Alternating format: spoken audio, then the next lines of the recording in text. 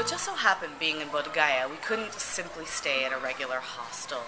And the option was available for us to stay at a Buddhist monastery. So we ended up coming here to the Tibetan Monastery, and it's been a pretty serene experience. And I'm not just saying that because, you know, Buddhist temple serene. It's actually like they have this wall of silence. As soon as you step into this garden, it's quiet, there is no garbage, there is no noise. It's amazingly peaceful. And this is just some of the gorgeous architecture that we have around us while we're staying here. And now we're on motorbikes.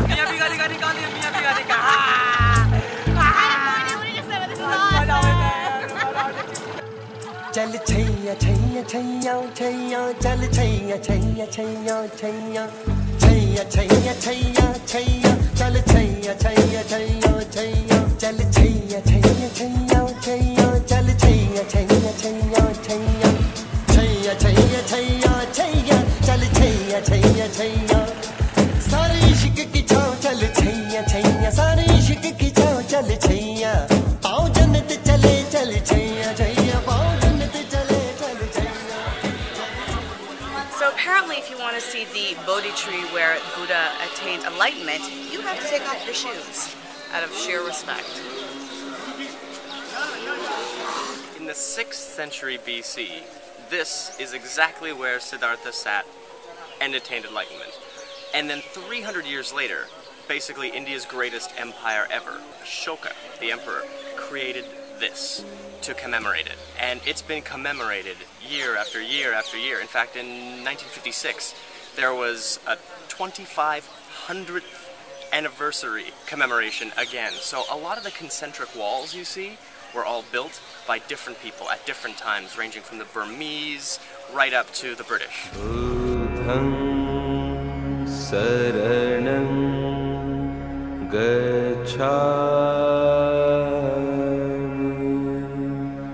dhammam saranam. Right behind me is the tree, the Bodhi tree that Siddhartha Gautama attained enlightenment and became Buddha. Now, in front of the tree, there's a blessing stone that you press your head against and receive the blessings of the incredible energy of this place. Yeah, I'm incredibly moved to be here.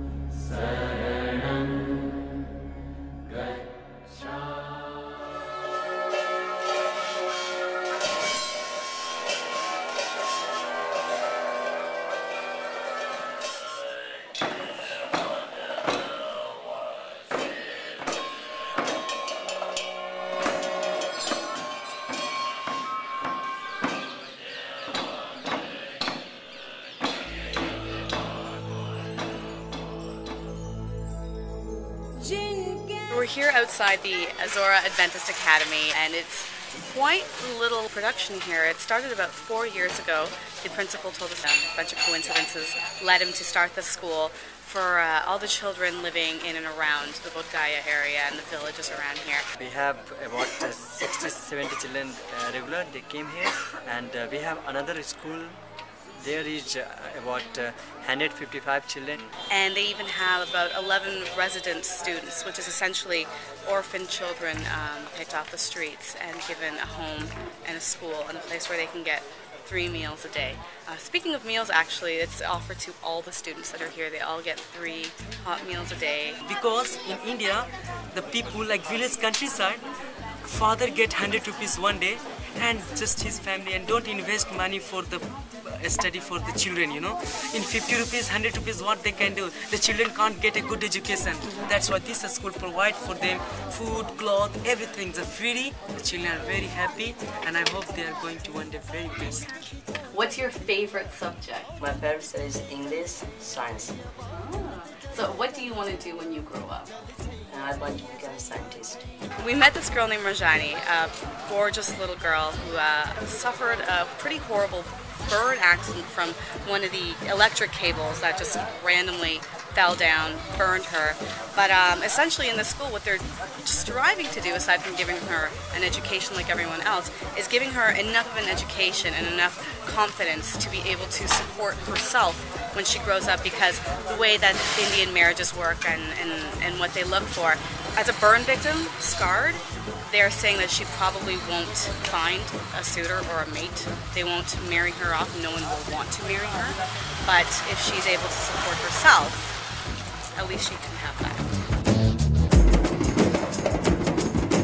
On the outskirts of BODHGAYA, there was room for about 70 children, and they learn English and math and everything. But here, in the village, literally the village, like it's just fields everywhere and cattle harvesting. But here, 150 children also learning English and math, and it's the same school, but because out here they don't speak as much English, it's that much more important to be taught it here. This goddess is named Saraswati, and she is the goddess of education and knowledge in Hindu mythology. Good thing she's here. And what do you want to be when you grow up? Engineer. Well, they're 4 years old and they're learning the multiplication table for 7. Come on. That's unbelievable. We didn't start learning that till what? Grade 1, grade 2? What do you want to be when you grow up? Police. Very good.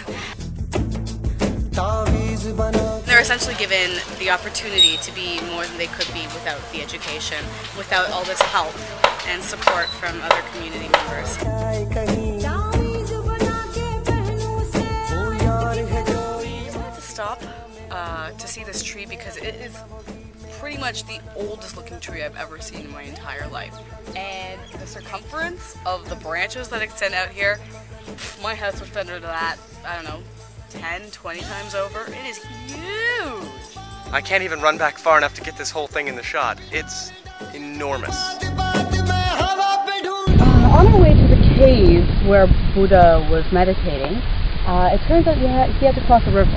And so we are currently crossing this river, but since it's dry season right now, all the water has evaporated. And this is what we have. This is a river. It apparently fills up during monsoon season, but looks like this the rest of the time. Insane.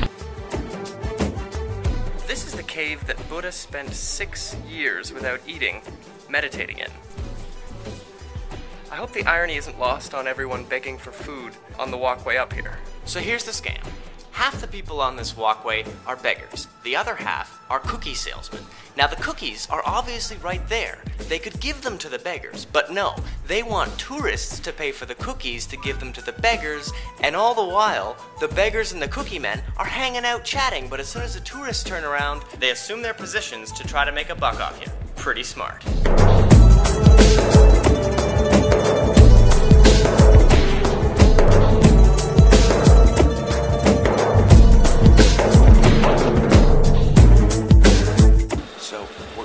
A sleeper train, which means 3, 4, 5, 6 people all squeeze into a tiny little spot where we're kind of boxed in almost in drawers and try to sleep for the next few hours. We're headed to Varanasi from BODHGAYA, so basically from Buddhism to Hinduism in a day.